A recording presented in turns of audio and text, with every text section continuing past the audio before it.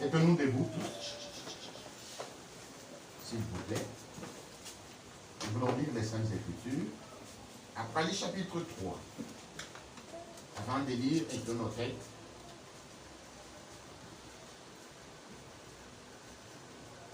Notre Dieu et notre Père céleste,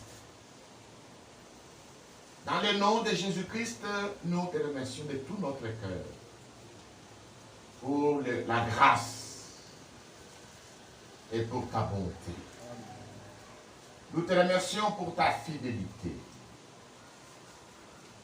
Nous te remercions de ce que tu es le même hier, aujourd'hui et éternellement.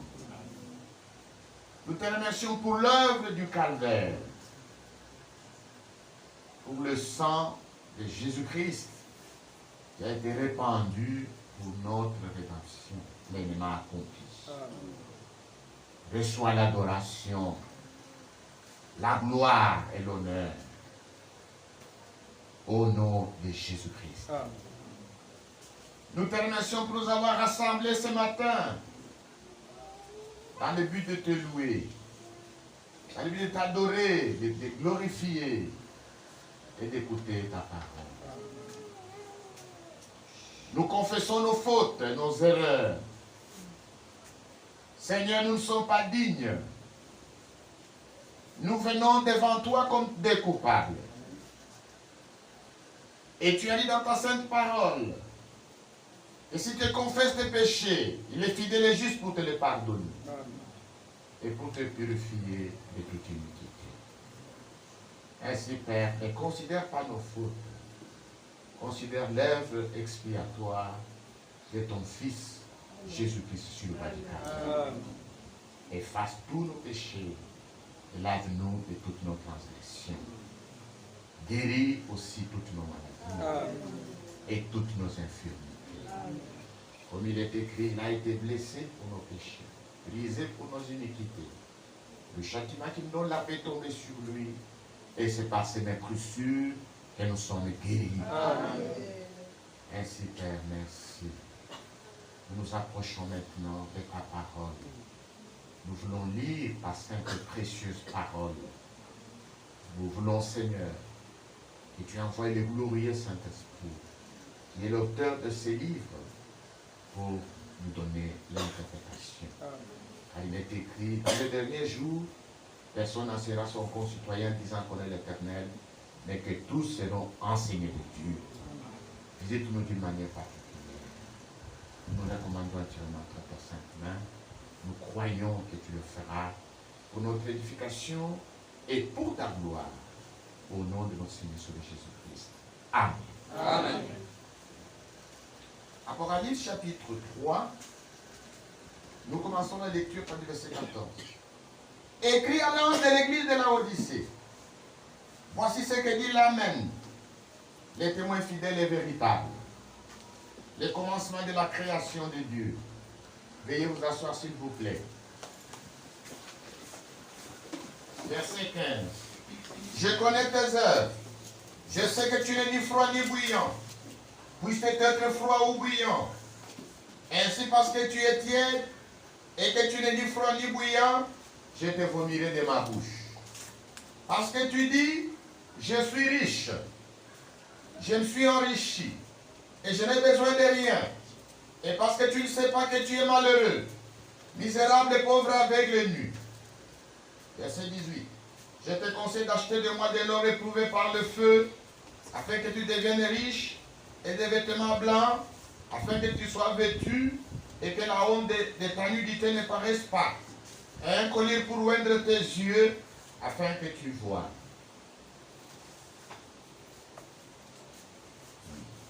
Verset 19. Moi je reprends et je châtie tout ce que j'aime. Et donc dis-elle et répands-toi. Voici je me tiens à la porte et je frappe. Si quelqu'un entend ma voix et ouvre la porte, j'entrerai chez lui, je souperai avec lui et lui avec moi. Celui qui vaincra, je le ferai asseoir avec moi sur mon trône, comme j'ai vaincu et je me suis assis avec mon Père sur son trône. Et celui qui a des oreilles, entend ce que l'Esprit dit aux églises. Amen. Et Dieu ajoute la bénédiction à écrire sa parole. Amen. Aujourd'hui, nous parlons sur la 7e lettre à l'église de Laodicée. Par la grâce de Dieu, nous avons vu les 6 premières lettres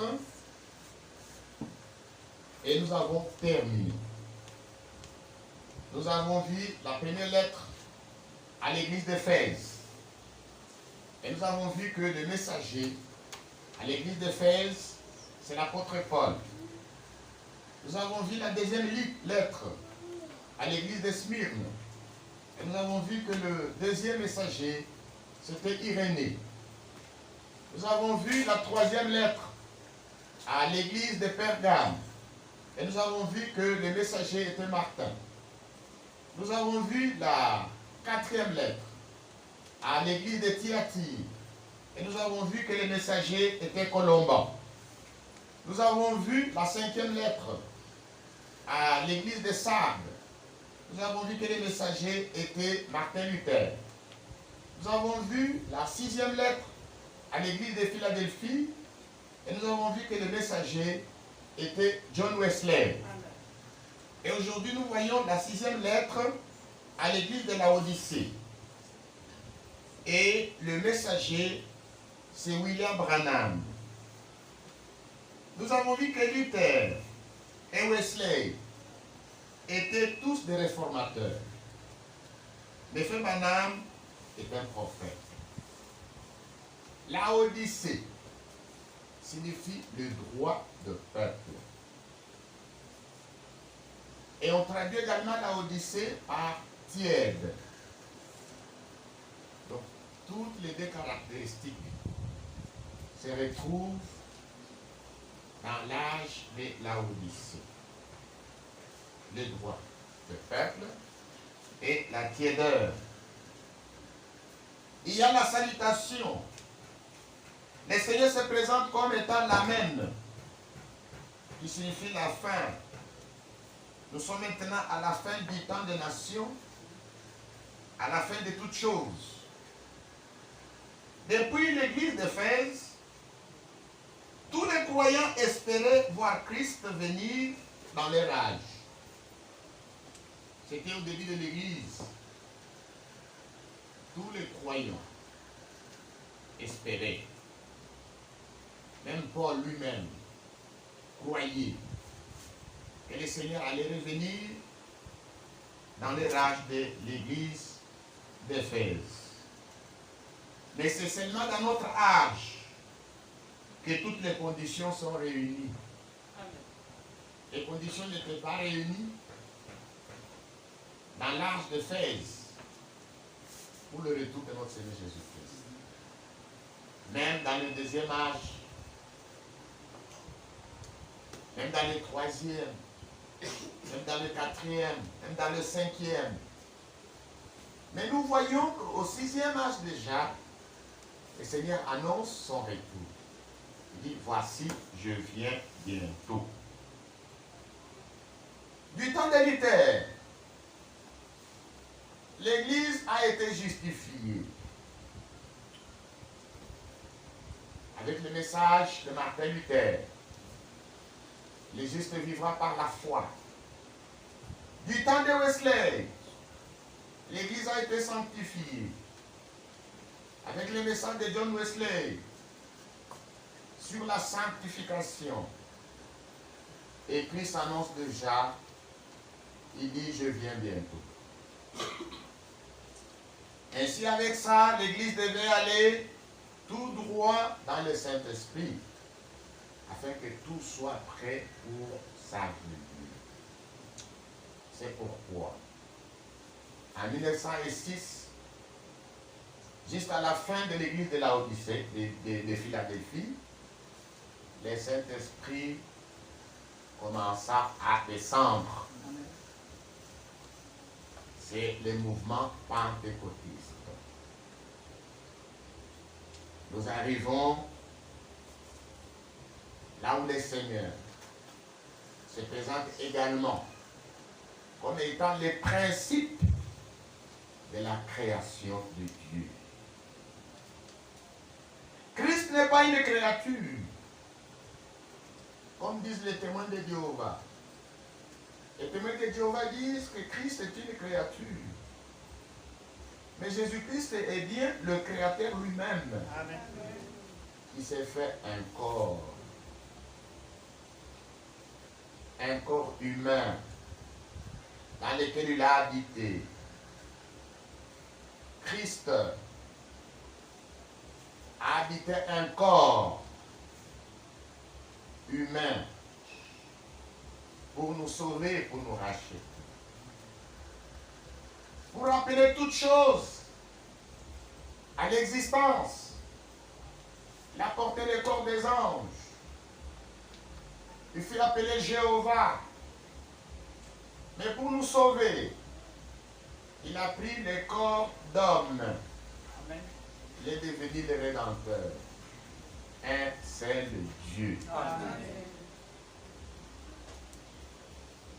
Et son nom, c'est le Seigneur Jésus-Christ. Amen. Pour nous sauver, il a pris un corps humain. Il a porté le nom de la nouvelle alliance. Le nom du Seigneur Jésus-Christ. Amen. Au verset 15, il n'y a pas d'éloge pour l'église de la Odyssée. Pourquoi? C'est une église tiède. C'est cela même la caractéristique des croyants dans l'âge de la Odyssée. Les croyants dans l'âge de la Odyssée ne sont pas véritablement chrétiens. Ils ne sont pas véritablement païens. Ils chevauchent entre les deux. Une position intermédiaire. Et au verset 16, le Seigneur dit à cause de cette position, Dieu a vomi l'église de la Odyssée. Au verset 17 et au verset 18, cette église est riche, pleine de pierres précieuses. Il s'agit ici de l'église catholique. Selon la révélation, plus de la richesse mondiale est entre les mains de l'église catholique romaine. Amen. Amen. Plus de la moitié de la richesse mondiale est entre les mains de l'église catholique romaine. Et l'autre moitié est entre les mains des juifs. Donc il y a l'église catholique, il y a une église riche, pleine de pierres précieuses. C'est pourquoi, tout au long des âges, l'église catholique a emmagasiné plus de la moitié de la fortune mondiale. C'est une église très riche. Mais devant Dieu, elle ne sait pas qu'elle est pauvre. Parce qu'elle passera par la grande tribulation. Avec toute sa richesse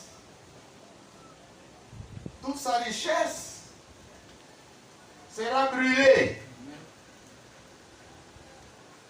Jacques parle de cela. Très très important.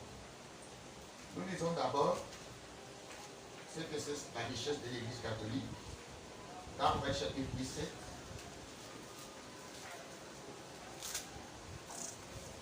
Verset 4. Cette femme était vêtue de pourpre et d'écarlate et parée d'or, des pierres précieuses et des perles. Elle tenait dans sa main une coupe d'or, remplie d'abominations et des impuretés de sa prostitution. C'est une église riche, vêtue de pourpre et d'écarlate. C'est une église parée d'or, de pierres précieuses et de perles. C'est pourquoi elle se dit riche. Mais elle est pauvre parce qu'elle perdra toute sa richesse pendant la grande tribulation. Amen. Amen. Jacques en parle. Jacques chapitre 5.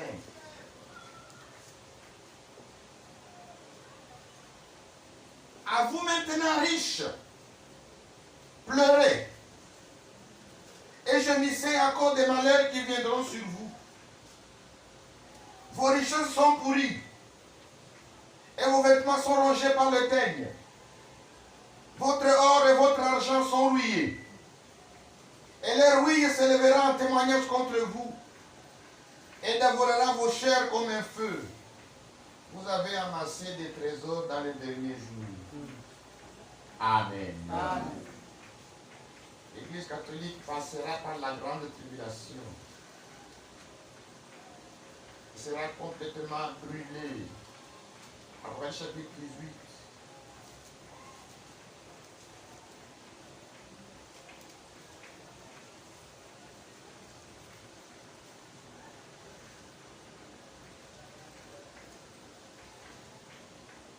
Parce qu'il s'agit de la grande Babylone. Au verset 4, après chapitre 18, verset 4. Et j'ai entendu du ciel une autre voix qui disait: sortez du milieu d'elle, mon peuple, afin que vous ne participez point à ces péchés, et que vous n'ayez point de part à ces fléaux. Car ces péchés se sont accumulés jusqu'au ciel, et Dieu s'est souvenu de ses iniquités. Payez-la comme elle a payé, et rendez-lui au double selon ses œuvres. Dans la coupe où elle a versé, versez-lui au double. Autant elle s'est glorifiée dans le luxe, autant donnez-lui du tourment et de deuil. Parce qu'elle dit en son cœur: je suis assise en reine, et je ne suis point veuve, et je ne verrai point le deuil. À cause de cela, en un même jour, ces fléaux arriveront: la mort, le deuil et la famine. Elle sera consumée par le feu. Amen. Car il est puissant, le Seigneur Dieu qui l'a jugé. Amen. Et tous les rois de la terre qui se sont livrés avec à l'impudicité et au luxe pleureront et se lamenteront à cause d'elle, car ils verront la nuée de son embrasement. Se tenant au loin, étant dans la crainte de son tourment, ils diront: malheur, malheur, la grande ville Babylone, la ville puissante. En une seule heure est venu ton jugement.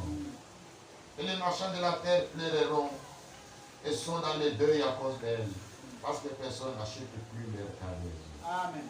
Cargaison d'or, d'argent, de biens précieux, de perles, de fin lin, de pourpre, de soie, d'écarlate, de toute espèce de bois, de senteur, de toute espèce d'objet d'ivoire, de toute espèce d'objet en bois très précieux, en airain, en fer et en marbre.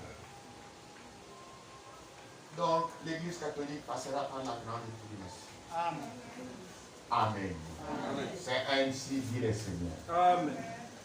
Pendant la grande tribulation, la Russie jettera une bombe sur le Vatican. Et le Vatican sera brûlé complètement. Le nom de Jésus-Christ soit glorifié. Amen. C'est pourquoi le Seigneur, au verset 17 et 18, il donne les conseils. Il dit: achetez de moi de l'eau réprouvée.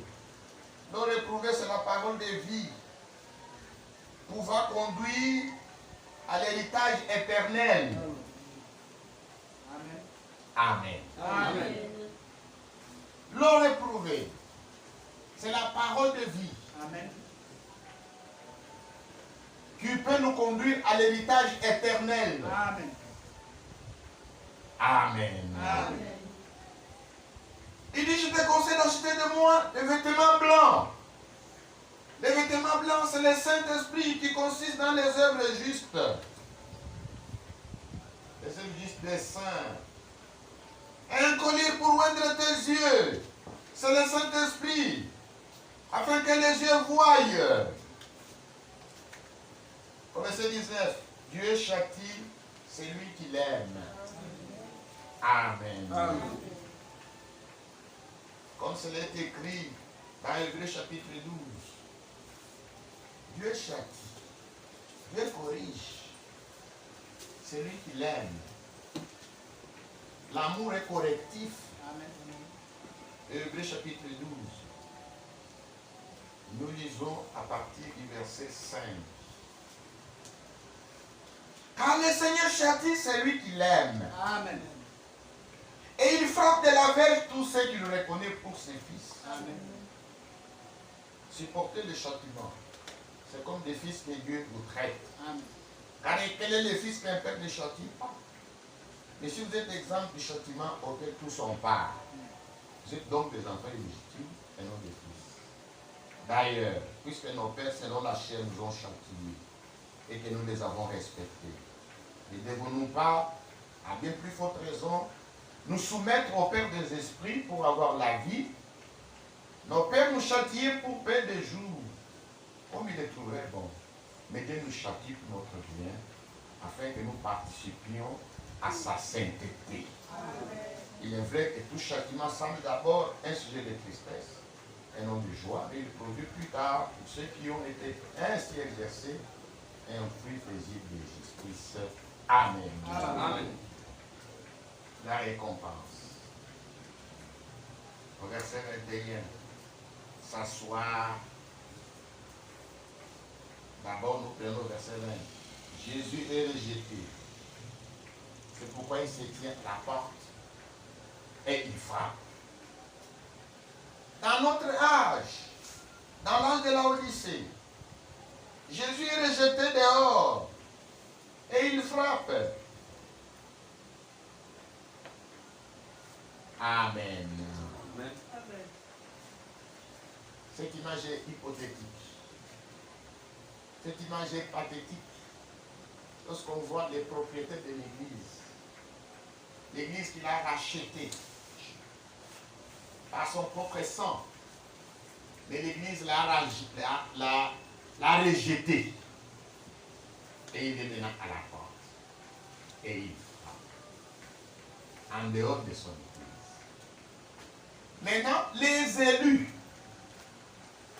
à partir de là où ils sont, ils entendent sa voix et ils sortent.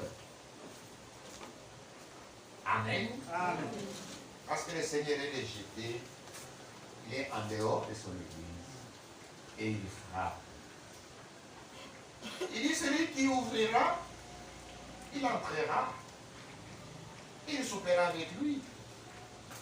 Et le souper, c'est le repas du soir. Le souper, c'est juste après. Après le souper, c'est la nuit. La nuit tombe et c'est les ténèbres. Amen. Amen. La récompense. Les vainqueurs dans l'âge de la Odyssée. La récompense est de s'asseoir sur le trône. Avoir une demeure dans les domaines du Père. Amen. Les vainqueurs dans l'âge de la Odyssée participeront à l'enlèvement de l'épouse de Jésus. Amen. Amen. L'âge de la Odyssée va de 1906 jusqu'à l'enlèvement.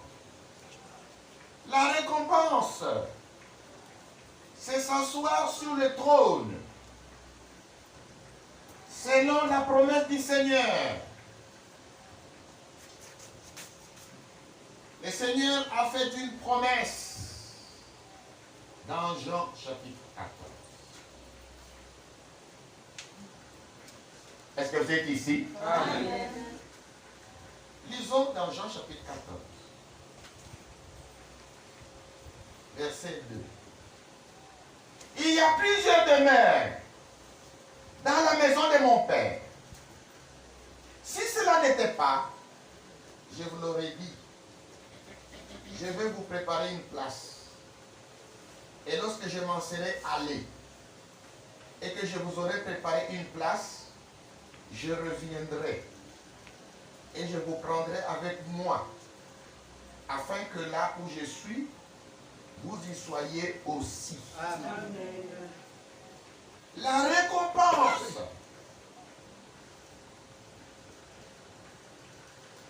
qui a été promise aux vainqueurs dans l'âge de la Odyssée. Celui qui vaincra, je le ferai asseoir avec moi sur mon trône. Comme moi j'ai vaincu, et je suis assis avec mon Père sur son trône. Amen. Amen. Pour comprendre cette écriture, vous devez savoir que le Seigneur a donné premièrement en promesse. Il dit il y a plusieurs demeures dans les domaines de l'homme.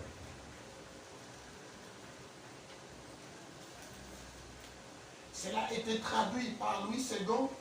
Il y a plusieurs demeures dans la maison de mon Père. C'est dans le domaine. Parce qu'on ne peut pas avoir des demeures dans une maison. Est-ce que vous êtes ici? Amen. Cela a été bien traduit dans la maison du roi Jacques. Il dit qu'il y a plusieurs demeures dans les domaines. C'est-à-dire, le Père a un domaine. Et dans ces domaines, il y a plusieurs palais. Et ces palais ont été construits par le Seigneur. Et ces palais ont été promis aux vainqueurs. Amen. Amen. Il y a plusieurs demeures, plusieurs palais dans le domaine de mon Père. Si cela n'était, je vous l'aurais dit, je veux vous préparer une place. Et lorsque je m'en serai allé, et que je vous aurai préparé une place,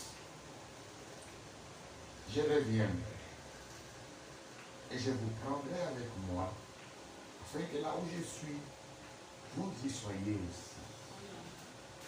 Vous savez où je vais, et vous en savez le chemin. Thomas lui dit, Seigneur, nous savons où tu vas, comment pouvons-nous en savoir le chemin? Jésus lui dit, je suis le chemin, la vérité et la vie. Amen. Amen. Le Seigneur nous donne ici la promesse de son retour. Et nous sommes dans le temps qui précède le retour de Jésus-Christ. Nous sommes dans l'âge de la Odyssée. Un âge aveugle. Un âge tiède. Un âge orgueilleux. Où les croyants, dans l'âge de la Odyssée, sont tièdes. Ils sont ni bouillants, ni froids. Ils sont tièdes. Et le Seigneur a dit, parce que vous êtes tièdes, moi j'aimerais que vous soyez chaud ou froid. Il dit, parce que tu es tiède, je te vomirai de ma bouche. Amen. Amen. Nous vivons dans un âge terrible. Un âge qui est entièrement nu. Un âge pauvre. Un âge misérable. Et pourtant, l'âge ne reconnaît pas. L'église de la Odyssée est nue, mais ne les reconnaît pas. Ça, c'est une position très grave. Lorsque vous voyez une personne qui est nue et qui ne le sait pas, cette personne ne peut être que malade. Oui. Pas n'importe quelle maladie, mais la folie. Voilà la condition dans laquelle se trouve l'église de la Odyssée.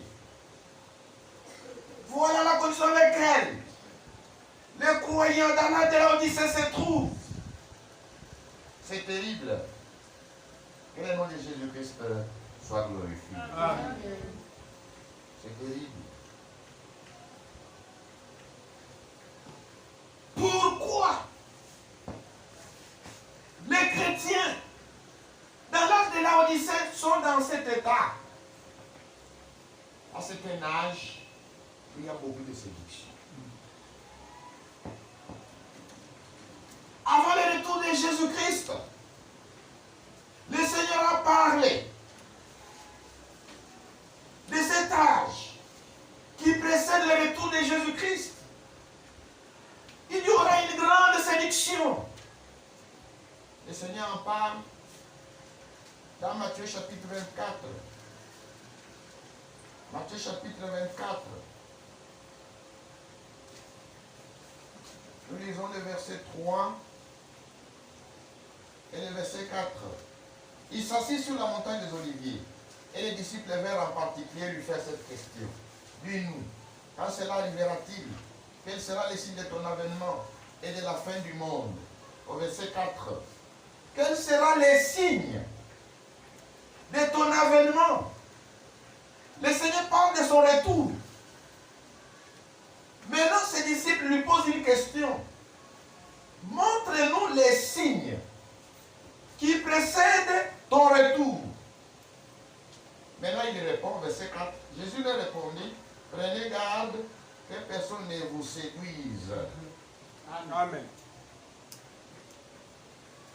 Donc, avant le retour de Christ, il y aura une très grande séduction. Pourquoi?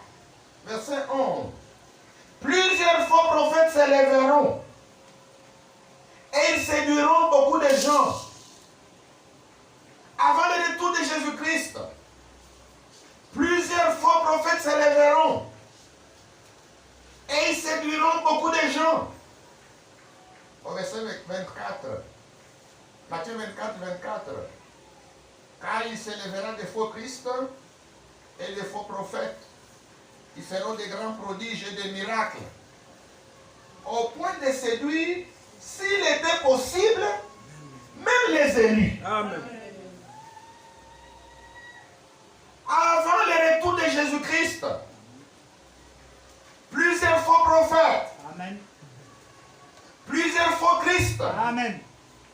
s'élèveront Amen. et ils séduiront beaucoup de gens. Amen. S'il était possible, mais ce n'est pas possible. Ils pouvaient même séduire les élus. Amen. Mais les élus ne seront jamais séduits. Amen. Donc, avant le retour de Jésus-Christ, nous devons faire attention. Parce qu'avant le retour de Jésus-Christ, il y aura beaucoup de séduction sur la terre. À cause des faux prophètes et des faux Christ. Il n'y a jamais eu un temps où il y a beaucoup d'églises, comme dans notre âge. Amen. Il n'y a jamais eu un temps où il y a beaucoup de religions, comme dans notre âge. Est-ce que vous êtes ici? Amen. Comment alors reconnaître le vrai du faux?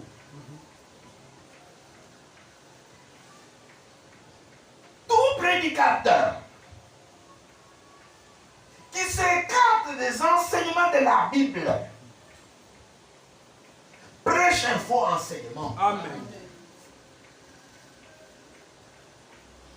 Tout enseignant de la Bible qui s'écarte de l'enseignement biblique est un faux docteur. Amen. Tout prophète, toute prophétie qui ne cadre pas avec les Saintes Écritures est une fausse prophétie. Amen.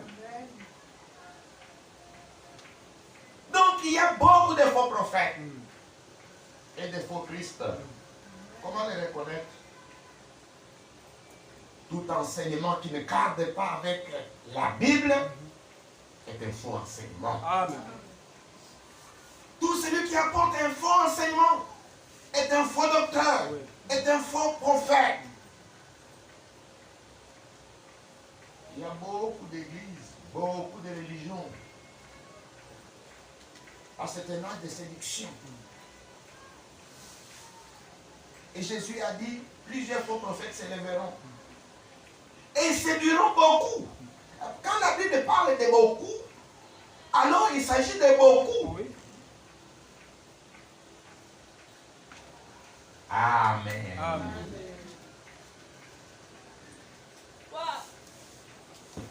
1 Timothée chapitre 4. Très très important.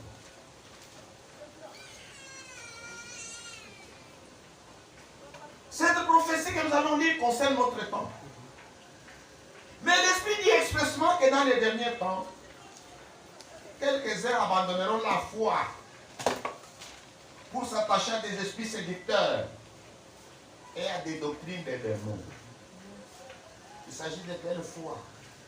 Plusieurs abandonneront quelle foi? Il ne s'agit pas d'abandonner la foi catholique. Il ne s'agit pas d'abandonner la foi de l'Alliance chrétienne. Il ne s'agit pas d'abandonner la foi de l'Église évangélique. Mais il s'agit d'abandonner la foi apostolique. Amen. Parce que dans les Saintes Écritures, il n'y a pas la foi évangélique, il n'y a pas la foi de l'Alliance chrétienne, il n'y a pas la foi de l'Église catholique, il n'y a pas la foi protestante. Il y a la foi apostolique. Amen. Il dit dans les derniers jours,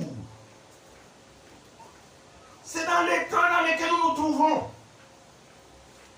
quelques-uns abandonneront la foi pour s'attacher à des esprits séducteurs et à des doctrines des démons.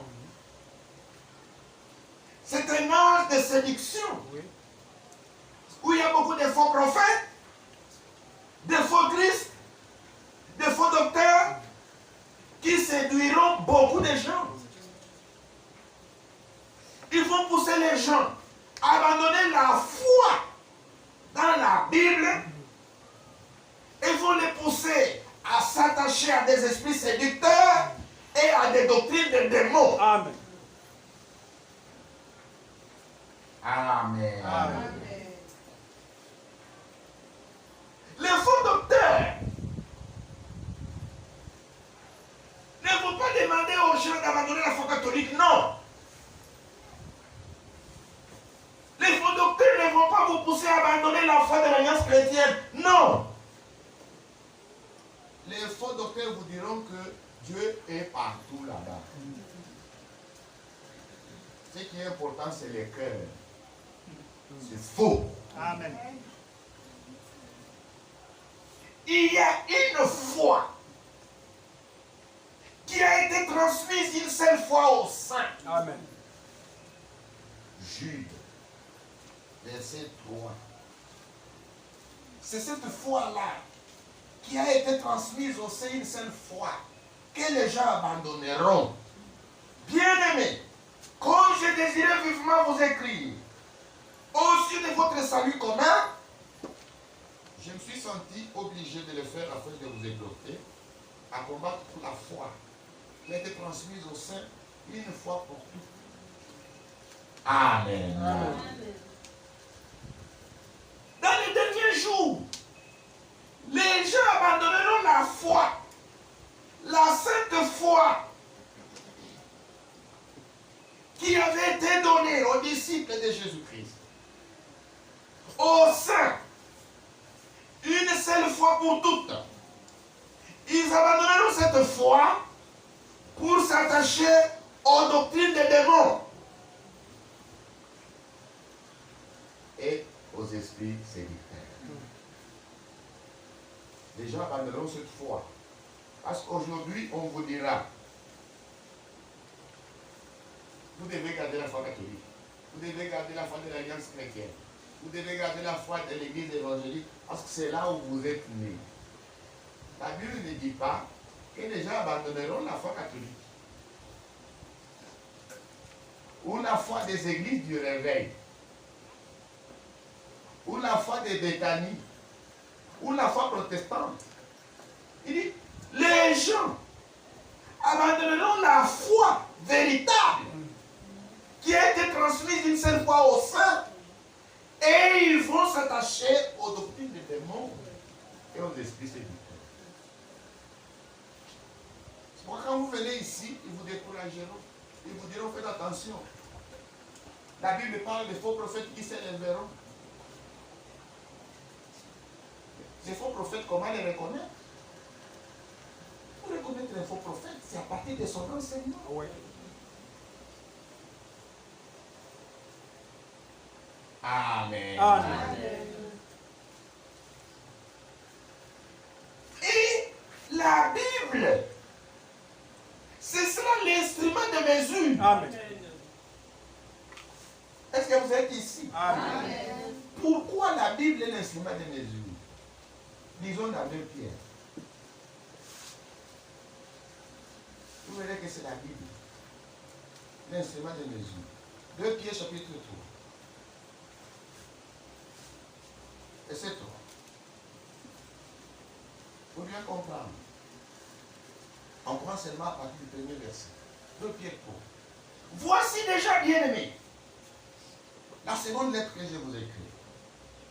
Dans l'une et dans l'autre, je cherche à éveiller par des avertissements votre saine intelligence, afin que vous vous souveniez des choses annoncées d'avance par les saints prophètes et du commandement du Seigneur, et sauveur enseigné par vos apôtres. Sachant que, avant tout, que dans les derniers jours, il viendra de mon cœur, avec leur raillerie, marchant selon leur propre convoitise, en disant, où est la promesse de son avenir? Amen. Amen. Est-ce que vous êtes ici? Amen. Pierre nous exhorte, éveille notre saine intelligence pour que nous puissions nous rappeler des choses qui ont été annoncées par les prophètes, les 5 commandements enseignés par Jésus et l'enseignement donné par les apôtres. Amen. Amen. Amen. Dans l'église primitive, qu'est-ce que les apôtres enseignaient? Ils enseignaient les commandements que Jésus-Christ leur avait donnés. Amen. Ils enseignaient ce qui avait été annoncé d'avance par le prophète. Amen. C'est pourquoi Paul dit, dans Éphésiens 2, il dit, vous êtes édifiés sur les fondements des apôtres et des prophètes. Amen. Et Jésus-Christ lui-même est la pierre angulaire. Amen. C'est ce que Pierre résume ici. Regardez l'Écriture, nous allons y revenir. Pierre résume. Il dit, il éveille notre saine intelligence pour que nous puissions nous rappeler des choses annoncées d'avance par les prophètes et les commandements de notre Seigneur Jésus-Christ et de l'enseignement des apôtres. Amen. Amen. Et Paul résume cet enseignement de Pierre. Éphésiens chapitre 2, verset 20. Vous avez été édifiés sur les fondements des apôtres et des prophètes, Jésus-Christ lui-même étant la pierre angulaire. Amen. Dans l'église primitive, qu'est-ce qui était enseigné? Dans l'église primitive, ce qui était enseigné, c'était ce qui avait été annoncé par les prophètes de l'Ancien Testament. Amen. Ce qui était prêché, C'était le commandement du Seigneur. Amen. Amen. Amen. Et l'enseignement des apôtres. Donc les prophètes de l'Ancien Testament ont annoncé. Jésus a donné les commandements. Et quand les apôtres sont venus, ils prêchaient. Ce que les apôtres de l'Ancien Testament ont annoncé et les commandements du Seigneur. Voilà ce qui était annoncé, ce qui était prêché dans l'Église du Nouveau Testament. Amen. Amen. Et Paul dit, vous êtes édifiés sur les fondements des apôtres et des prophètes, et Jésus-Christ lui-même étant la pierre angulaire. Amen. Tout enseignement qui ne peut pas supporter l'enseignement des anciens prophètes, l'enseignement des apôtres et le commandement du Seigneur, c'est un faux enseignement. Et celui qui apporte cet enseignement est un faux prophète, Amen. est un faux docteur. Amen. Amen. Dans les derniers temps, quelques-uns abandonneront la foi. Quelle foi? C'est la foi apostolique. Amen. Ils vont s'attacher à des doctrines de démons et des esprits serviteurs. Alors Pierre ici nous demande, il éveille notre saine intelligence de nous souvenir, c'est-à-dire de nous rappeler des choses annoncées d'avance par les prophètes de l'Ancien Testament, du commandement du Seigneur Jésus-Christ et de l'enseignement des apôtres. Amen. Donc si quelqu'un abandonne l'enseignement des apôtres, si quelqu'un abandonne l'enseignement des anciens prophètes, si quelqu'un abandonne les commandements du Seigneur Jésus, il prêche une doctrine de démon. Amen. Amen. Est-ce que vous êtes ici? Amen. Nous sommes dans ces temps, un temps d'une grande séduction. Qu'est-ce qui se passe encore dans notre temps? De Timothée, chapitre 3. Sache que dans les derniers jours, il y aura des temps difficiles. Quand les hommes seront égoïstes, amis de l'argent, fanfarons, hautains, blasphémateurs, rebelles à leurs parents, ingrats, irréligieux, sensibles, insensibles, déloyaux, calomniateurs, intempérants, cruels, ennemis des gens de bien, traîtres, emportés, enflés d'orgueil, aimant les plaisirs plus que Dieu, ayant l'apparence de la piété, mais régnant ce qui en fait la force. Avant le retour du Seigneur, les gens abandonneront la foi apostolique, mais ils auront l'apparence de la piété. Ils ne seront pas pieux. Ils auront seulement l'apparence de la piété.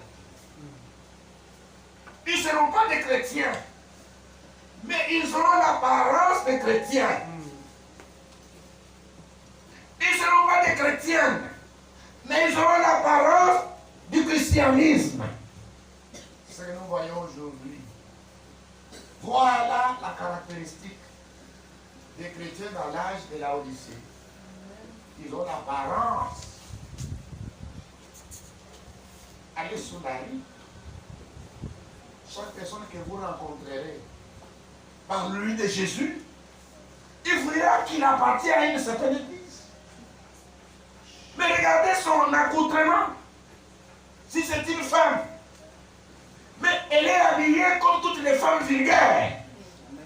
Néanmoins, elle appartient à une église. Amen. Amen. Voilà l'apparence. Tous les hommes, parlez-lui du Seigneur. Il vous dira qu'il appartient à une certaine église.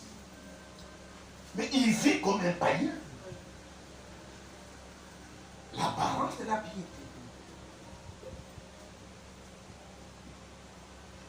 cherchons pas à avoir l'apparence des chrétiens et des chrétiennes. Le Seigneur veut que vous soyez froid ou bouillant. Pas avoir seulement une apparence. Soit vous êtes chrétien, soit vous ne l'êtes pas. Mais dans notre âge, les hommes ont l'apparence de la piété. Les femmes ont l'apparence de la piété. Mais ils vivent comme des démons. Ils vivent comme des païens. Mais ils ont quand même l'apparence de la piété. C'est très grave. Voilà ce qui caractérise les chrétiens dans l'âge de la Odyssée. Amen. Amen.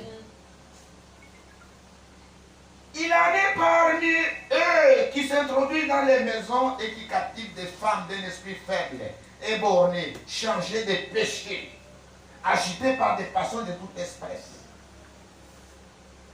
Nous sommes dans cet âge-là où il y a des femmes chargées de péchés, c'est-à-dire des femmes qui ne peuvent pas croire, incrédules, mais qui ont l'apparence de la piété. Incrédules, chargées de péchés, c'est-à-dire qu'ils ne peuvent pas croire, mais qui ont l'apparence de la piété, mais qui sont incrédules à la parole de Dieu. C'est dans cet âge-là. Amen. Amen. Verset 8. De même que Janès et Jambres s'opposèrent à Moïse, de même ces hommes s'opposent à la vérité, étant corrompus d'entendement, réprouvés en ce qui concerne la foi. Amen. Amen.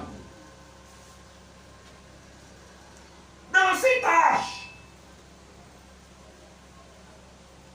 Paul nous parle de ce qui s'est passé du temps de l'Exode. Quand Dieu a envoyé Moïse pour libérer le peuple, Moïse se présenta devant le roi. Dieu avait donné 2 signes à Moïse. Et nous voyons que à Moïse opéra un signe devant Pharaon. Il jeta son bâton. Le bâton de Moïse devint un serpent.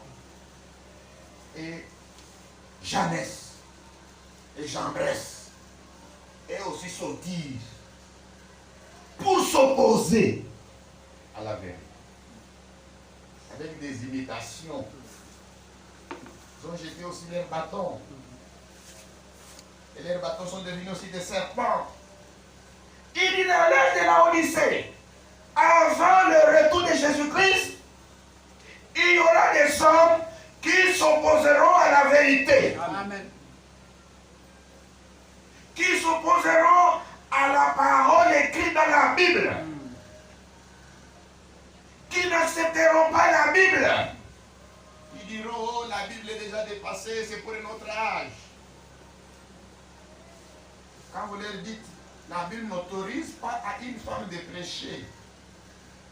Ces hommes-là, qui ont l'apparence de la piété, ils vous diront non, cela appartient à un autre moment. Quand les femmes n'étaient pas encore éduquées. Aujourd'hui, les femmes ont été à l'école.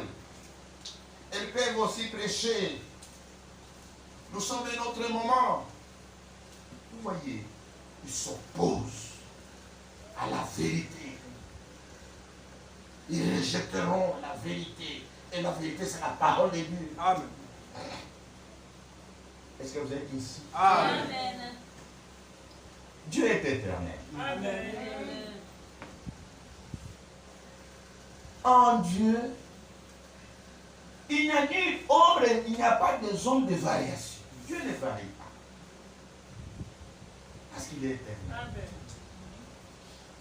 Sa parole est déjà entièrement éprouvée. Amen.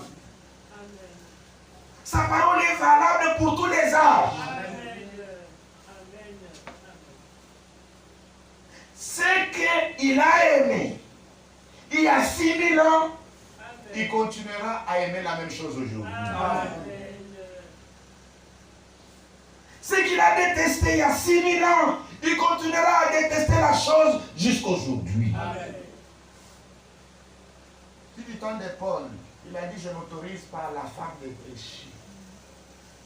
Si vous lui posez la même question ce matin, il vous dira, je ne permets pas à la femme d'enseigner. Et aujourd'hui, il y a des Jeannesses et des Jambresses qui ont l'apparence de la piété, qui s'opposent à la vérité, qui rejettent la Bible, qui font aussi des imitations, qui font des miracles, qui donnent des prophéties, qui voient des visions, qui séduisent beaucoup de gens. Mais ils ne peuvent pas séduire les élus. Parce que les élus ne regardent pas aux miracles. Les élus ne regardent pas aux visions et aux prophéties. Les élus regardent à la parole de Dieu. Amen. Amen. Nous sommes dans ces temps-là. Que le nom de Jésus-Christ soit glorifié. Amen. Nous parlons de l'âge de l'église de Laodicée. Un âge corrompu. Où les gens sont corrompus d'entendement. Et le Seigneur Jésus a comparé cet âge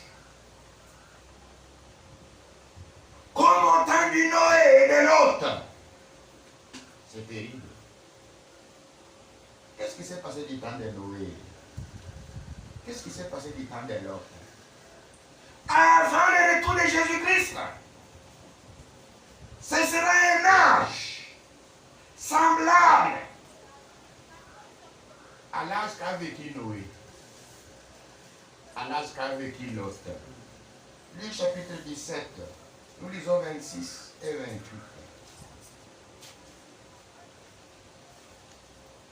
Ce qui arriva du temps de Noé arrivera de même au jour du Fils de l'homme.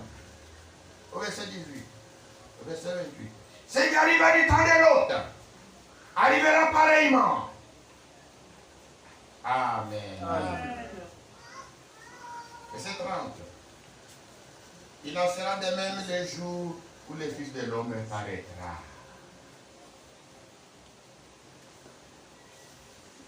Avant le retour de Jésus-Christ, ça sera un temps d'une grande séduction. Pourquoi? Parce que les hommes et les femmes abandonneront la foi dans la Bible. Et ils se donneront une foule de docteurs et de doctrines de démons. Les hommes auront la parole de la piété, mais ils rejetteront la parole de Dieu. Qu'est-ce qui se passera encore en ce moment-là? Ce sera un temps corrompu, comme celui de Noé, comme celui de l'autre. Amen. Amen. C'est-à-dire quand nous regardons, nous voyons les mêmes choses qui arrivaient du temps de Noé. Arrivaient, nous devons savoir que le retour de Jésus-Christ est proche. Amen. Si nous voyons les mêmes choses qui sont arrivées du temps de l'autre, arrivées, c'est la montre que le retour de Jésus-Christ est proche. Amen. D'abord, ce que nous devons retenir, qu'est-ce qui est arrivé du temps de Noé? Alors que la terre était corrompue, Dieu avait décidé de détruire toute chair. Amen. Amen. Mais la Bible dit, Dieu ne fait rien sans avoir révélé son secret à ses serviteurs, les prophètes. Amen. Dieu s'était proposé de détruire. Amos chapitre 3, verset 7. Car le Seigneur éternel ne fait rien sans avoir révélé son secret à ses serviteurs les prophètes. La parole de Dieu vient aux prophètes. Amen. Amen. Ainsi Dieu, il a résolu de détruire la terre par les... Et avant de passer à l'acte, Il a appelé un homme. Noé. Il dit, j'ai arrêté la fin de toutes choses. Maintenant, toi, fais l'âge. et Noé, qui avait reçu la parole du Seigneur, la Bible dit que c'était un prédicateur de justice. C'était un prophète. Il construisait l'arche et il prêchait. Amen. Amen. Donc, du temps de Noé, il y avait un message. Il y avait un prophète. Les gens ne l'ont pas écouté. Cela n'a pas empêché Dieu de faire ce qu'il avait résolu. Paul dit et quoi? Si quelques-uns n'ont pas cru, leur incrédulité annulera-t-il la fidélité de Dieu? Il dit non, pas du tout. Que tout homme soit reconnu pour menteur. Amen. Et Dieu pour vrai. Amen. L'incrédulité tue l'incrédule. Et la foi sauve le croyant. Amen. Noé prêchait et construisait l'arche. Quand l'arche est terminée, Dieu a donné l'ordre aux bêtes. Les bêtes sont venues désarder et sont entrées dans l'arche. Mais les hommes n'ont pas accepté cela. Noé est entré. Ses fils qui ont cru à son message sont entrés. Les épouses sont entrées. Et Dieu a fermé la porte. Et les déluge est venu. Et les impies sont morts noyés. Et Dieu reste Dieu jusqu'au jour. Amen. Amen. Amen. Du temps de l'autre, il y avait également un prophète. C'est Abraham. Abraham avait reçu la promesse. Abraham avait reçu la visite De l'Éternel. Abraham avait reçu la promesse. Abraham était en dehors de toute la confusion qui était à Sodome et à Gomorrhe. Amen. Le groupe d'Abraham était à l'écart. Ils avaient la promesse. Le Seigneur avait dit, je reviendrai et Sarah embrassera un bébé. Dans notre temps, il y avait à Sodome des grands pécheurs Qui s'est livré à l'homosexualité. Et 2 anges furent envoyés à Sodome et Gomorrhe. Et le message est arrivé dans les oreilles de Lot. Lot s'est levé pour annoncer le même message. Les sodomites étaient des grands incrédules. Même ses propres gendres n'ont pas accepté le message. Ses propres gendres ont compris que leur père avait perdu la tête et qu'il plaisantait. Et le matin, les anges ont pris Lot et ses filles et sa femme pour les faire sortir. Quand ils sortaient, Il dit, ne regardez pas derrière.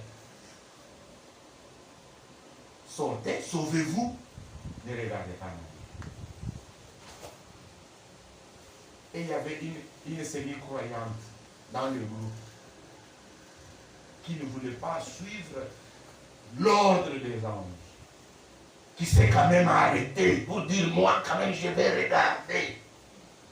Elle est morte. Elle est devenue une statue du Saint jusqu'au jour. Que le nom de Jésus soit glorifié. Amen. Il y avait un prophète.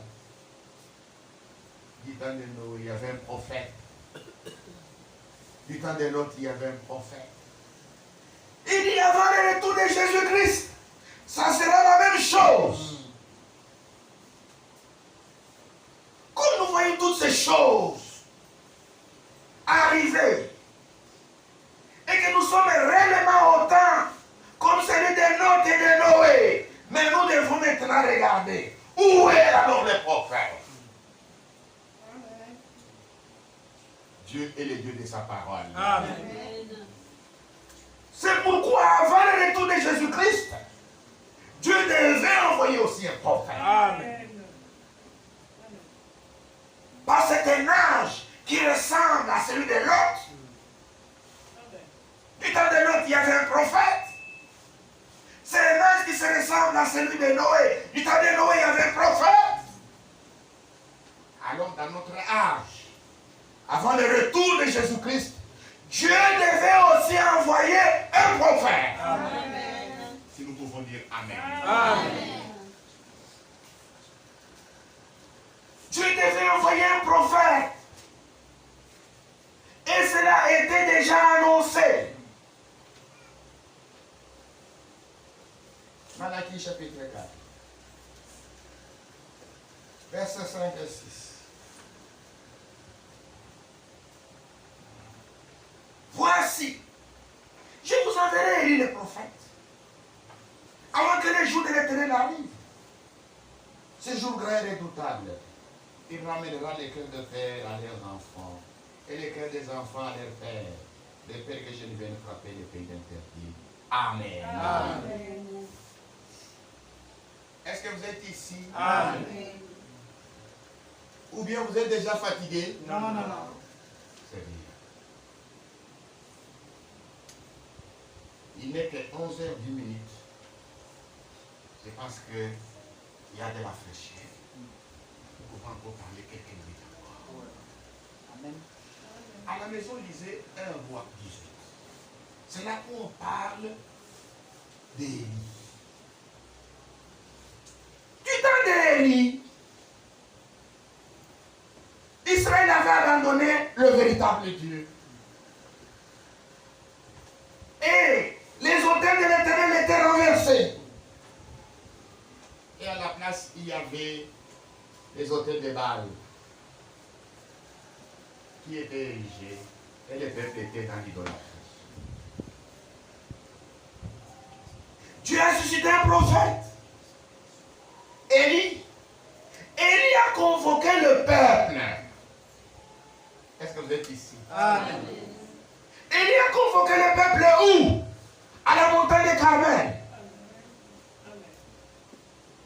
Quand le peuple fut convoqué, qu'est-ce que Élie le prophète a fait? La première des choses, Il a rétabli l'autel. Amen.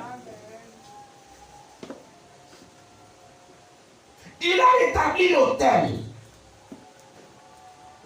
Il a mis les sacrifices sur l'autel.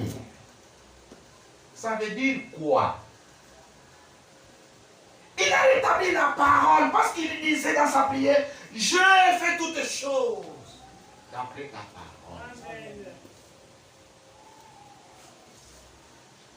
Il a monté l'autel avec 12 pierres. Qui représentait les 12 tribus d'Israël. Amen. Amen. Il a rétabli l'adoration. L'adoration devient une véritable adoration seulement là où la parole est rétablie. Amen. Suivez-moi très bien. Est-ce que vous êtes ici? Amen. Si vous trouvez des gens chanter, danser, crier, transpirer, Mais si la parole de Dieu n'est pas respectée, cette adoration est vaine.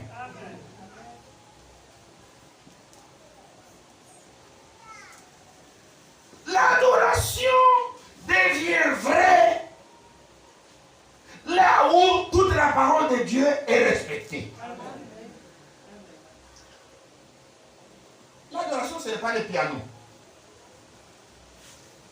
Ce n'est pas la guitare. Ce n'est pas un bon rythme. Où les gens chantent, ensuite on prêche la fausse doctrine. Cette adoration est vaine. C'est ce que Jésus disait. Il dit, c'est en vain que vous m'adorez, mais vous donnez des commandements d'hommes. Oh, que le nom de Jésus soit glorifié. Amen. Vous ne pouvez pas vous limiter seulement à l'adoration. Si la parole de Dieu qui est annoncée est fausse, il faut d'abord commencer par la parole de Dieu. Amen. Jésus disait, ce peuple m'adore en vain. Il donne au peuple des commandements d'hommes. Ça dit de fausses doctrines. Que le nom de Jésus soit loué. Amen. Alléluia. Amen. Aujourd'hui, comme c'est dimanche, vous trouverez toutes sortes des instruments. Je ne suis pas contre. C'est une bonne chose. Louer le Seigneur avec des instruments, c'est une bonne chose. Mais qu'est-ce qu'on enseigne? Là où on enseigne une fausse doctrine, peu importe les instruments, l'onction, les rythmes, les sons, tout cela, ça ne veut rien dire. C'est lorsque la parole de Dieu est respectée que l'adoration devient une véritable adoration devant le Seigneur. Amen. Amen. Ce que le Seigneur a dit à la femme samaritaine. Il dit, ce que le Père cherche, c'est ce qu'il adore. En quoi? En esprit et en vérité. La vérité, c'est la parole de Dieu. Amen. Ce peuple m'adore. Mais il donne comme doctrine des commandements d'hommes. Ça dit de faux enseignements. C'est pourquoi Jésus disait, c'est en vain qu'il m'adore. En vain. Une adoration vaine. C'est ce que les prophètes de Baal ont fait à la montagne de Carmel.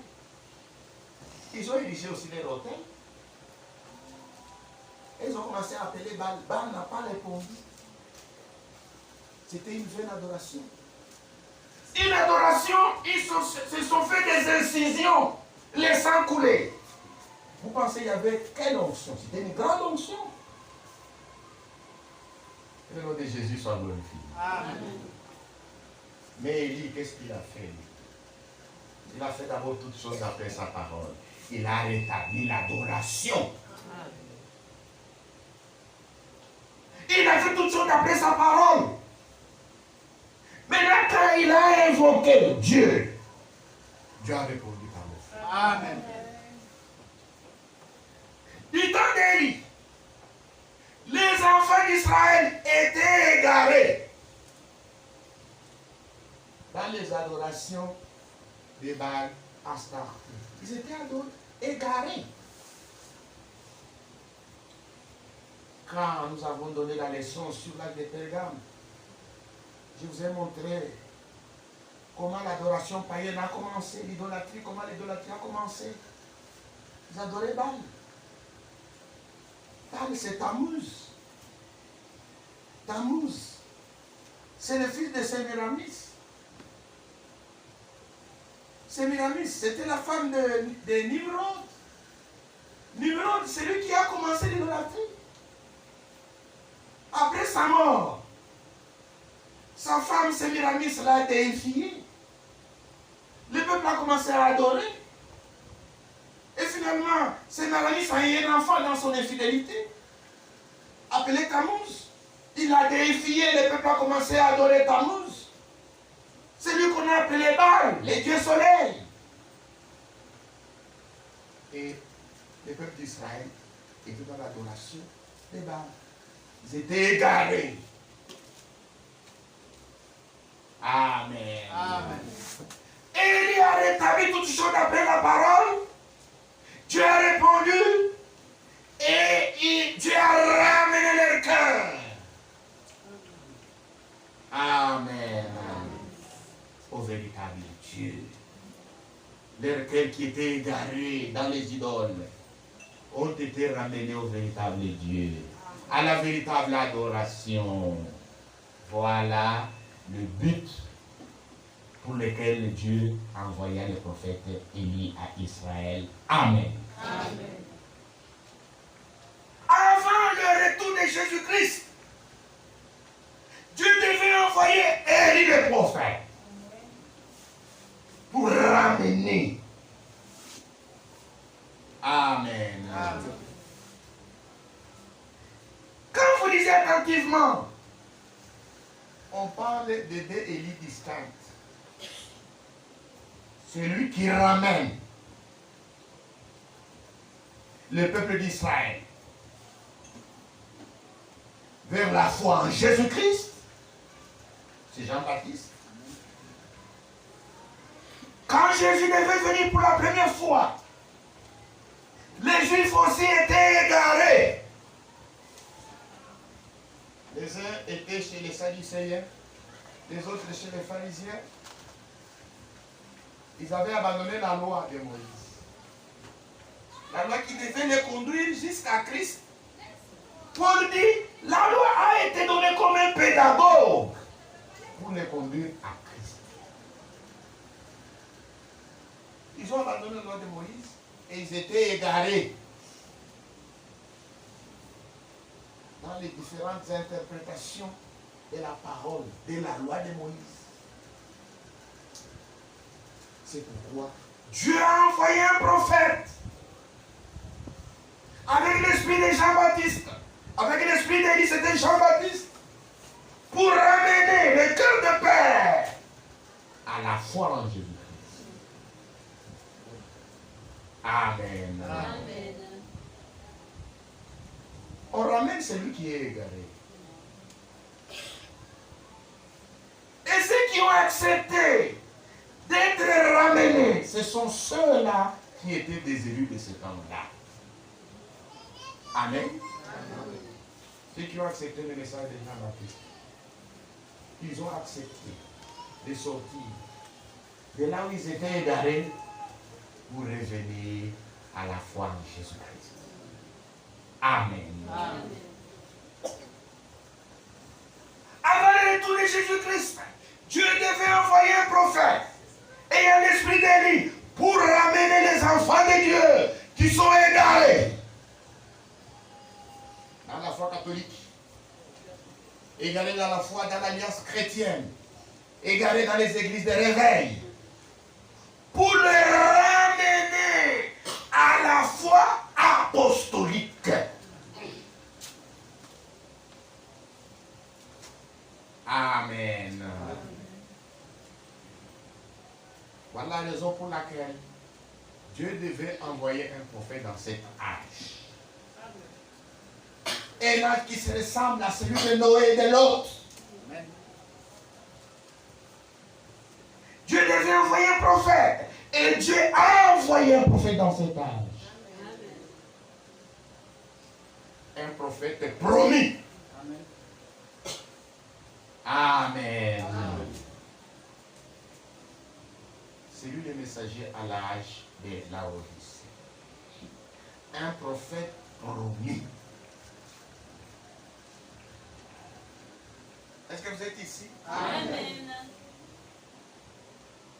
William Branham était un prophète promis. Amen.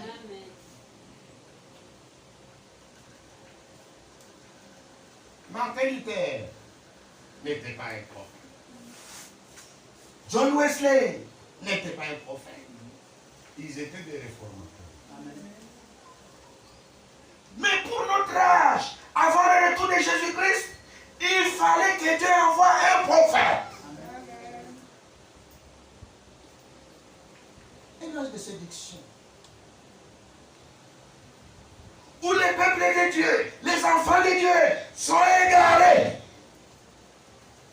Dans différentes dénominations. Dieu devait envoyer un prophète.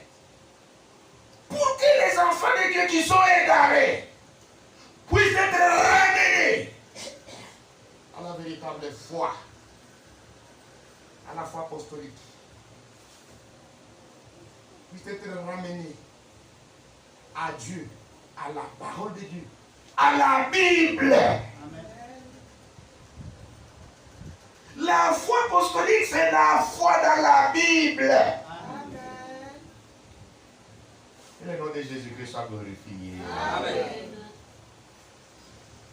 Les dénominations ont entraîné le peuple dans des faux enseignements, à commencer d'abord par la divinité. Toutes les dénominations enseignent qu'il y a trois dieux. Il y a Dieu le Père, le Fils et le Saint-Esprit. C'est faux, c'est un mensonge. Il y a un seul Dieu. Son nom, c'est Jésus-Christ. Dans la création, il est le Père. C'est lui qui a créé toutes choses. Pour apparaître, il portait le corps d'ange. Et on l'appelait Jéhovah. Dans le Nouveau Testament, pour nous sauver, il a pris un corps humain. Il a porté le nom de Jésus-Christ. Les Jéhovah de l'Ancien Testament, C'est le Seigneur Jésus-Christ dans le Nouveau. Amen. Les baptêmes. Les dénominations ont enseigné le baptême trinitaire par aspersion. On vous asperge un peu de l'eau au nom du Père, du Fils et du Saint-Esprit. C'est un faux baptême. Amen. Amen. Dans les dénominations, la Sainte Seine, ils appellent ça les soupers, mais ils mangent ça le matin.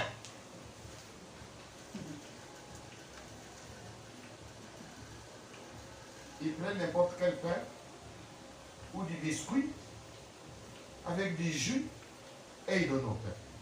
C'est faux. la Sainte Seine est un repas du soir. Amen. C'est les vins tirés des raisins. Avec du pain sans levain. Un pain sans levain. Et le peuple boit une seule coupe. Toutes ces choses ont été égarées. Il a fallu que Dieu envoie un prophète avec l'esprit d'Élie pour ramener les enfants de Dieu à la véritable doctrine biblique apostolique. Et cet homme qui a été envoyé dans notre âge, c'est William Branham. Amen. Amen. J'avais donné une date ici. Le 11 juin 1933, autour de 14 heures, alors qu'il baptisait, Une lumière surnaturelle est descendue devant 4000 témoins qui étaient à la rivière. et une voix est venue du ciel. Il dit comme Jean-Baptiste a été envoyé pour préparer ma première venue, et toi tu as reçu un message. Et ce message préparera ma seconde venue. Amen. Amen. Il est venu avec un message de préparation pour préparer les enfants de Dieu qui doivent participer à l'enlèvement de l'épouse de Jésus-Christ. C'est un message de correction pour corriger les erreurs. Amen. Amen. Amen. Il était le prophète promis. Jésus a parlé de lui. Lisez dans Matthieu 17, verset 11. Jésus a dit, Élie doit venir Amen. et rétablir toutes choses. C'est quand les disciples disciples lui posaient la question sur le retour de Jésus-Christ sur la terre. Il dit les scribes, ils disent que Élie doit venir premièrement. Le Seigneur a dit oui. Élie doit venir premièrement et rétablir toutes choses. Avant le retour de Jésus-Christ, les prophètes, avec l'esprit d'Élie, devaient d'abord venir pour rétablir toutes choses dans l'Église. On rétablit ce qui a été établi et ensuite qui a été gaspillé. Les apôtres ont établi la doctrine. Les dénominations ont dérangé cette doctrine au cours des âges. C'est pourquoi nous avons donné un enseignement détaillé sur les cheminements de l'Église, du début jusqu'à aujourd'hui. Il fallait que Dieu envoie un prophète. Et le prophète est venu pour rétablir toutes choses. Rétablir la doctrine apostolique dans l'Église. Amen. Amen. Élie est venu. Il a rétabli la doctrine des apôtres. Et nous qui sommes assis dans cette petite salle, nous sommes les enfants de Dieu qui ont été ramenés. Amen. Nous étions égarés. Mais le message de préparation nous a ramenés à la véritable parole de Dieu. Amen. À la véritable foi apostolique. Pierre a dit, dans Actes des Apôtres, chapitre 3, verset 20, il dit, répandez-vous, convertissez-vous, pour que vos péchés soient effacés. Pour que le temps de rafraîchissement vienne de la part du Seigneur. Et qu'il vous envoie, celui qui vous a été destiné, Christ, que le Seigneur doit recevoir jusqu'au temps du rétablissement de toutes les choses. Amen. Amen. Regardez Élie, quand il est venu, il a condamné Jézabel. Il a condamné le roi Hérode, le roi Akab. Quand Jean-Baptiste est venu, il a condamné Hérodias. Il a condamné le roi Hérode. Il a condamné les dénominations de son temps. Les pharisiens, les sadducéens. Il les a condamnés. Amen. Amen. Et Frère Branham est venu avec un message de correction. Est-ce que vous êtes ici? Amen. Son message a condamné les dénominations. Son message parle durement contre les femmes immorales et légères. Son message s'attaque aux femmes immorales, à la tenue immorale. Amen. Amen. Son message est un message de correction qui ramène le peuple de Dieu à la foi des pères apostoliques. Un message de préparation. Est-ce que vous êtes ici? Amen. Aujourd'hui, beaucoup de gens lisent. Ils parlent aussi du retour de Jésus-Christ. C'est en vain qu'ils parlent du retour de Jésus-Christ. Ils parleront du retour de Jésus-Christ, mais ils ne verront pas son retour. Amen. Pour voir le retour de Jésus-Christ, vous devez recevoir le message que Dieu a envoyé par son prophète. Amen. Vous devez accepter cela Amen. pour expérimenter cette préparation. Sinon, vous parlerez du retour de Jésus-Christ, mais vous ne verrez pas ça. Vous parlerez du retour de Jésus-Christ, vous ne serez pas en lui. Ce que vous devez faire, ce n'est pas prendre ce message et amener cela dans votre dénomination, c'est de sortir de votre dénomination et de revenir à la parole. Amen. Amen. Vous qui êtes dans les dénominations,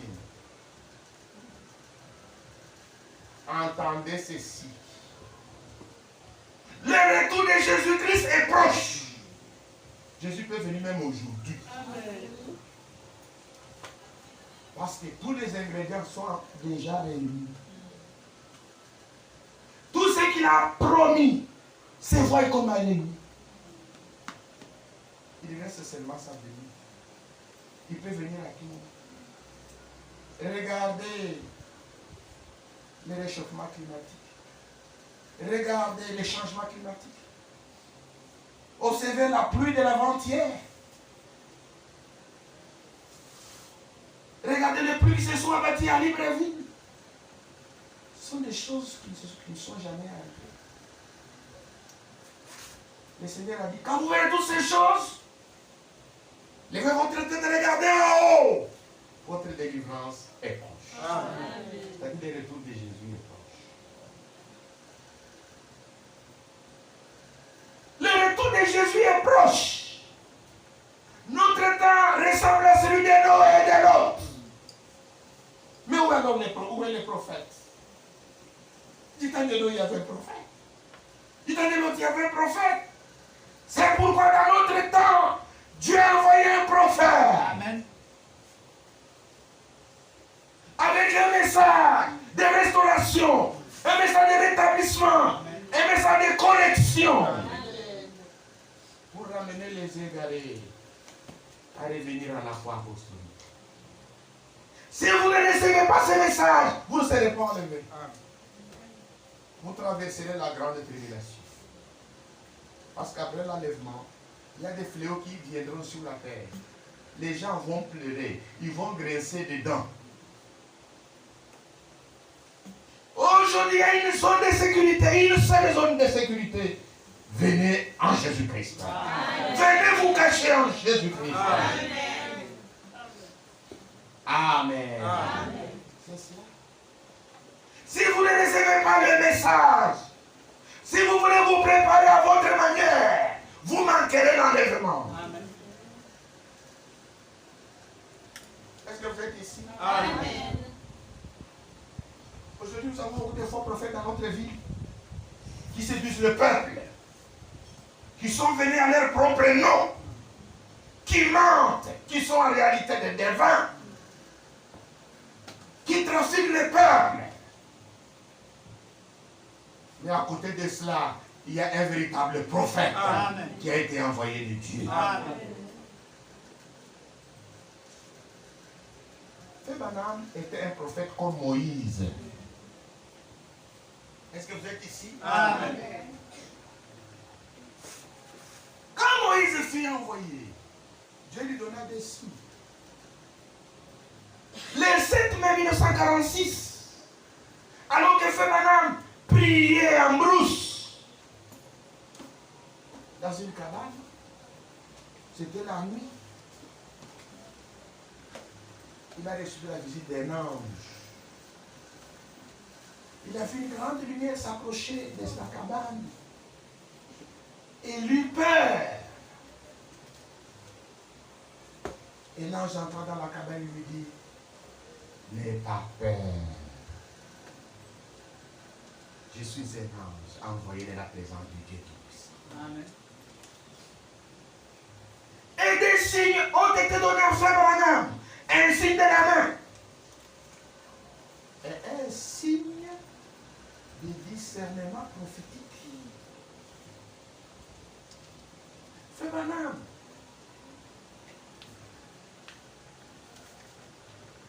à cause du signe qui lui avait été donné, Il priait pour les malades. Mais il était différent de tous ceux qui priaient pour les malades. Tous ceux qui prient pour les malades, nous tous, nous vous demandons qui souffrent de quoi. Mais Frère Branham, ceux qui venaient dans la ligne de prière, il pouvait leur révéler quelle était leur maladie. Et prononcer ainsi le Seigneur. et ils étaient guéris. Frère Branham a exercé les mêmes signes que le Seigneur exerça chez Abraham. Est-ce que vous êtes ici? Amen.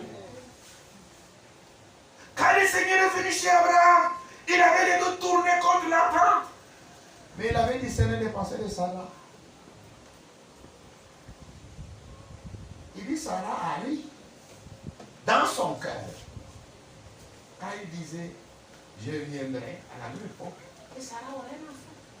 Sarah qui se disait, moi qui suis vieille, aurais-je encore du plaisir? Un secret qui était 3 fois caché. Le Seigneur a dit, pourquoi Sarah a ri? Y a-t-il quelque chose qui soit étonnant de la part de l'Éternel? Mes frères et mes sœurs, réveillez-vous. Dieu est plus grand que votre problème. Amen. Y a-t-il quelque chose d'étonnant de la part de l'Éternel?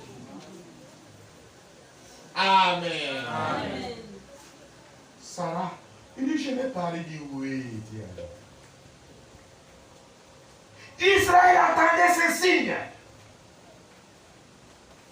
Quand Jésus est venu, il a exercé le même signe. Chez Pierre, à Nathanaël, chez la femme samaritaine. Quand la femme samaritaine l'a trouvé au puits, il dit, femme, donne-moi à boire. Yo, toi tu demandes de l'eau. Tu n'as même pas quelque chose. Le puits est profond. Et d'ailleurs, vous les Juifs et nous les Samaritains, on ne se parle pas. Il dit, femme, va appelle-moi ton mari. Je n'ai pas de mari. Il dit, ce que tu dis est vrai. Qui a eu sainte, c'est que tu n'en es pas. Oh, comment est-ce que tu sais cela? Nos ancêtres nous ont dit que quand le Messie viendra, il fera ces choses. Il a dit, je suis le Messie de Dieu. Amen.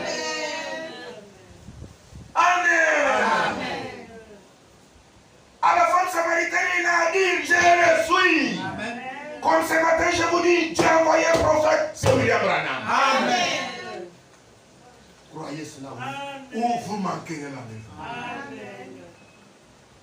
Amen. Amen. Et le même don-là, Dieu a fait que Frère Branham exerce ses dons Dans son ministère. Amen. Amen. C'était le signe messianique. C'est ce qui a fait que les gens, mal affermis, ont commencé à dire que Frère Branham est Dieu. Frère Branham était Élie, un prophète de la même nature que nous. Amen. Il n'est pas le Christ. C'est tout simplement un don qu'il a exercé. Est-ce que vous êtes ici? Amen. Il était un prophète comme Moïse. Moïse est venu avec un message d'exode pour faire sortir le peuple de l'esclavage. Frère Branham est venu avec un message qui nous sort de l'esclavage des dénominations. Amen. Dans les dénominations, nous étions dans l'esclavage. Il y a certaines dénominations où on vous fouettait.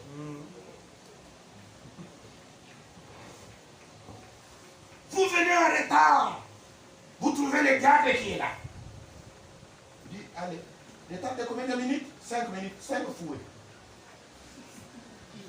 Des fouets travaillent ici. Si tu fouilles cette église, Dieu va te tuer. Tu es toujours là. Et toujours prêt pour éviter d'être fouetté. Dieu vous a sorti de cet esclavage. Amen. Amen. Nous étions dans l'esclavage où les faux docteurs Avaient pris nos fauteuils, nos lits. ils sont venus chez nous, ils ont dit, les démons sont dans ces fauteuils. Allez, amenez ça vite chez moi. Vous savez qui vous avez amené chez moi. Il entre dans la maison, il prophétise. Les démons sont dans ces matelas. Prenez, amenez ça chez moi. Les démons sont derrière ces plasmas. Prenez ça, amenez chez moi. Vous êtes resté sans lit, sans plasma, tout chez lui. Vous avez oublié ces prophètes-là. Vous étiez dans l'esclavage. Oui. Vous étiez là. Amen. Ce message nous sort de l'esclavage. Tous les enfants de Dieu, quand ils écoutent ce message, ils doivent sortir de l'esclavage. Amen. Vous êtes dans l'esclavage là où vous êtes. Sortez. La trompette de liberté éclaironna. Sortez du milieu de mon peuple. Amen. Que le nom de Jésus soit glorifié. Amen. Vous êtes dans l'esclavage. Ce message vous a sorti de l'esclavage. C'est le message de l'Exode. Tous les enfants de Dieu qui écoutent ce message, s'ils sont réellement fils de Dieu, si elles sont réellement filles de Dieu, elles prennent la résolution de sortir. Amen. Amen. Et Dieu, dans sa sagesse, pour que le message qu'il a confié au prophète ne puisse pas être perdu, Dieu lui a donné l'ordre d'enregistrer cela sur bande magnétique. Et ce sont ces bandes magnétiques Qui ont été maintenant imprimés sous forme de bouche. Amen. Les brochures. Vous pouvez me donner une brochure dans les cartons. C'est sur ma table. C'est la nourriture spirituelle. Amen. Amen. La nourriture spirituelle. Cette nourriture spirituelle a été emmagasinée pour que personne ne vienne ajouter ou retrancher Au message que Dieu a confié à son serviteur. Amen. Amen. Amen. Dieu s'est arrangé d'appeler un autre homme avec un ministère de docteur Pour distribuer cette même nourriture. Amen. Amen. Amen. C'est Juan de Franck d'Allemagne. Amen. Ce Franck n'est pas un prophète. Il ne sera jamais un prophète. Amen. Il a tout simplement un ministère de docteur pour distribuer la même nourriture. Frère Branham a parlé de lui. Dans l'esprit de vérité. J'ai plusieurs citations. Je vous lirai une seule. Esprit de vérité. Frère Branham a parlé de Franck. Esprit de vérité, prêché en 1963, paragraphe 20. À l'exception de l'autre jour, lorsque je suis venu à l'ouest, vous avez joué la bande. Beaucoup parmi vous, je pense que vous comprenez. Je ne sais pas que j'entends. Je suis ici maintenant. Je ne sais pas pourquoi. Je ne fais qu'attendre. Peut-être que ce n'est pas pour moi de rentrer à la maison. On dirait que c'est vraiment cela. Si c'est le cas. Il se lèvera après moi quelqu'un qui continuera avec le message. Ça sera une personne étrange, mais il se lèvera après ceci. Et continuera avec le message. Et écoutez cela. Amen. Tant que c'est scripturaire, Amen. accrochez-vous-y. Amen. Amen. Amen. Vous qui êtes dans les églises de message et qui rejetez le ministère de Feu Franck, Vous manquerez l'enlèvement. Amen. vous allez basculer dans des fausses doctrines. Amen. C'est à cause de cela que vous manquerez l'enlèvement. Amen. Amen. Dieu qui a suscité le ministère des prophètes, qui nous a envoyé un message, a également suscité un ministère des docteurs Pour arranger correctement le message de William Branham selon les Saintes Écritures. Amen.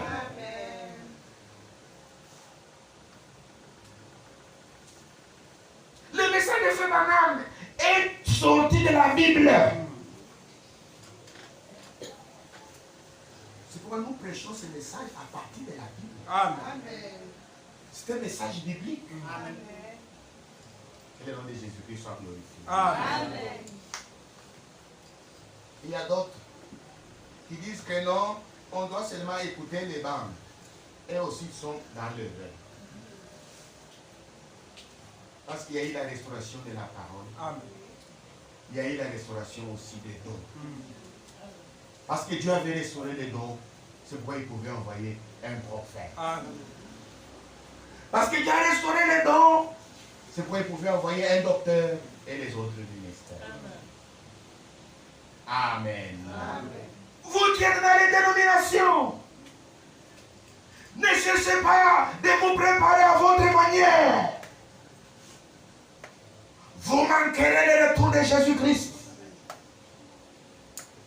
Vous qui êtes dans les églises de message, acceptez le ministère des docteurs. Pour votre préparation sur base des Saintes Écritures. Sinon, vous manquerez l'enlèvement. Amen. Amen. Il n'y aura pas un cacophonie. Il n'y aura pas un bras parfait. Ce sont des faux docteurs. Amen. Il n'y aura pas un huitième messager. Il n'y aura pas un autre ministère pour réveiller l'épouse selon Matthieu 25. Ça n'existe pas. Amen. Le ministère de Matthieu 25, c'est ces messages Amen. qui parcourent le monde entier pour réveiller l'épouse de Jésus-Christ. Amen. Amen. C'est bien.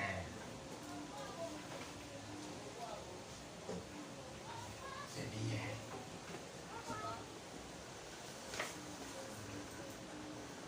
Nous allons chanter. 33. Si riche, si profond, insondable, c'est l'amour divin. L'amour est dans pour moi, c'est qui est sauvé par grâce.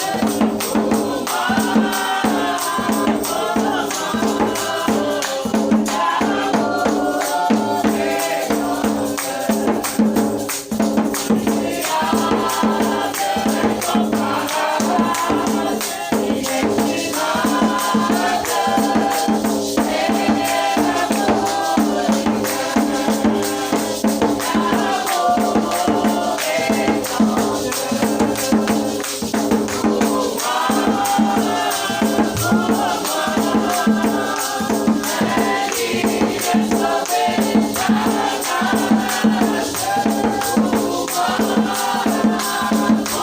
moi,